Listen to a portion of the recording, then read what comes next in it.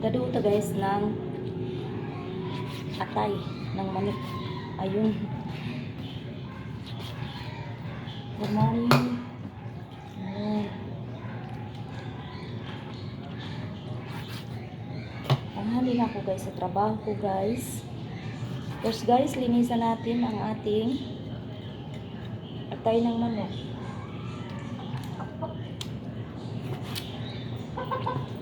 Saka may balon-balonan pala. Yung atay guys, ito oh. Ating tanggalan ng Diyos ko ang aking mga alaga. At yung anak pasaway. Ang hali na nga ako. Tapos kumuso na ito na sa asin.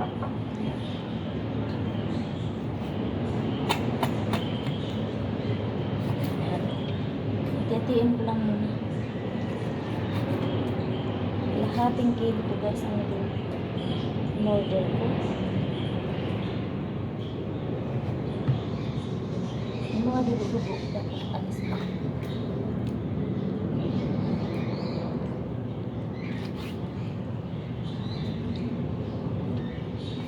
Dugo lang ito para madali.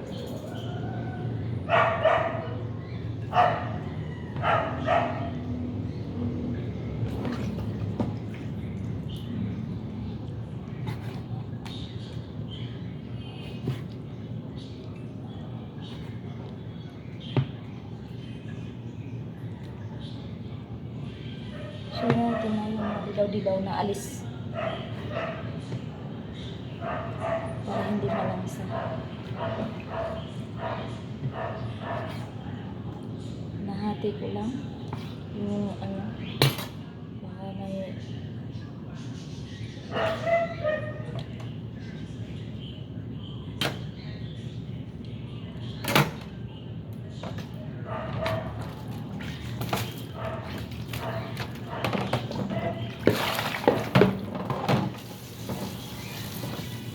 linis na pa naman ito. Tapos kumusa natin kasi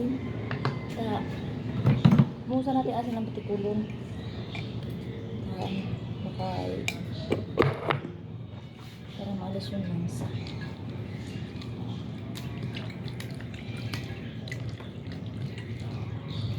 Itong taba-taba guys, hindi ko nakukunin kasi ito yung pang ano kong gisa. Kunti lang. Lagyan ko lang konti ng star margarine. Yan. Tapos ugasan natin ulit.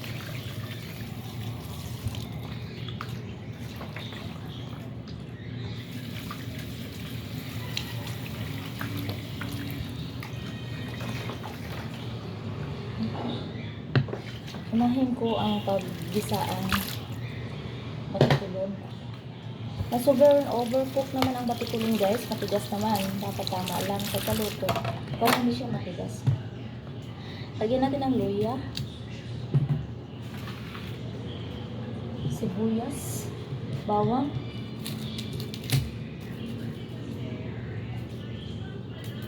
Ang iba, hindi na maglalagay ng sibuyas. Sa akin, kaunti lang man ito. Kaya lagyan ko ng sibuyas. Minsan kasi sa kadalasan na mag-adobo ka, hindi na nilalagyan ng ano, hindi na nilalagyan ng sibuyas pag-adobo. Pag mas lalo pag walang rep, kasi matagal guys masira pag walang sibuyas. Ewan ko lang, kasi pag walang rep, ganun talaga. Pero pag may rep ka, pwede mo na yan. Pwede mo lagay sa rep.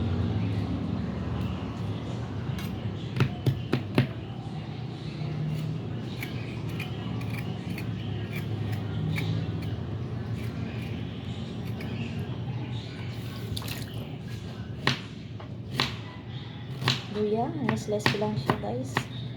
Liliit. Tapos pinag ko ng sibuyas.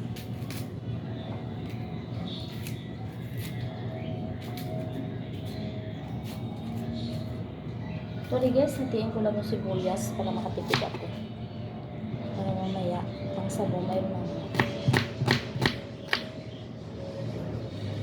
So, okay na to. Magsalat na ako ng bawal.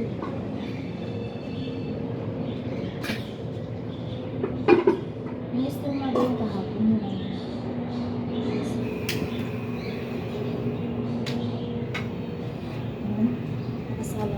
kawali. Gasang ko pa guys ito. Atay.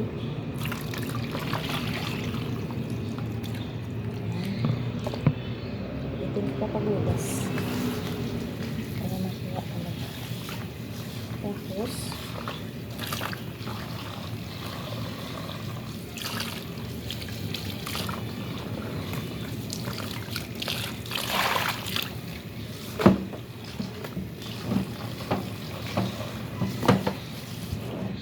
ay, malakas na ako ito. Tapos guys, lagyan ko na sa margarine ang aking yun, kawali.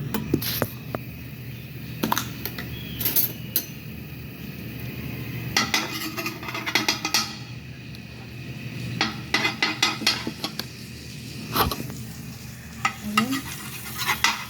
Mix lang ang lahat marikado. Sayang. Ayan. Pinaan ko ang apoy. Then, magay lang din ito guys. Then, lagay ko na ito. Aking balon-balonan muna. Tapos, tuyo-tuyoin ko lang siya guys. Ayan. Ayan. Pag yung konting takpan. Ayan. Tingnan natin. Okay na ito. Ayan. At nakita na ito. Tingnan anak na ako. Ayan.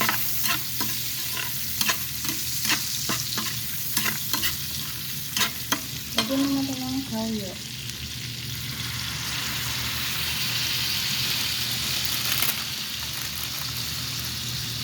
Dahil paminta. Tapos ilagay na natin ang atay.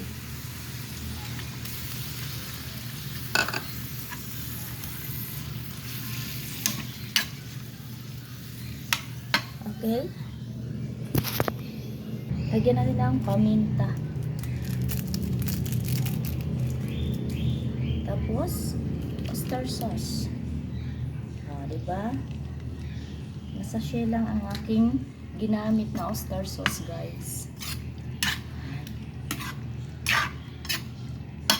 Lagyan natin ang pangpalasa. Hindi ko inubos ang ating pangpalasa ha. Pangit pag nasubrahan ang lasa niya. Ayun. So, takpan natin hanggang maluto. Wala lang tubig guys, oh. Ganito ang adobo guys. Yummy. Creamy siya. Ayan, oh. Napaka-creamy niya. Nagkatubig na kasi yung atay, kaya hindi nalalagyan ng tubig. Ayun. Atin ang tanggalin guys. Paluto na siya. Lagyan natin sa malinis na bowl. Ayun. Uy, yan talaga guys. Pakuhaan ko yung manok. Okay guys. Natin ang aking adobong atay balon-balunan. Nagkanin ako dito guys. Almusal na tayo. Super. Yummy talaga. Yan ang technique guys. That's it guys. Tikman natin ang aking adobong atay balon-balunan. Lord, thank you for this food. In Jesus' name. Amen.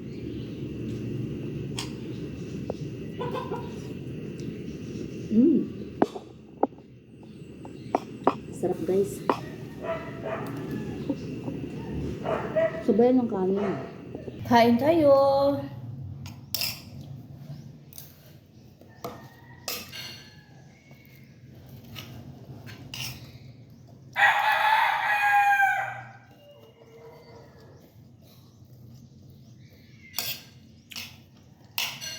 Tanghali na ako guys. 7:30 na.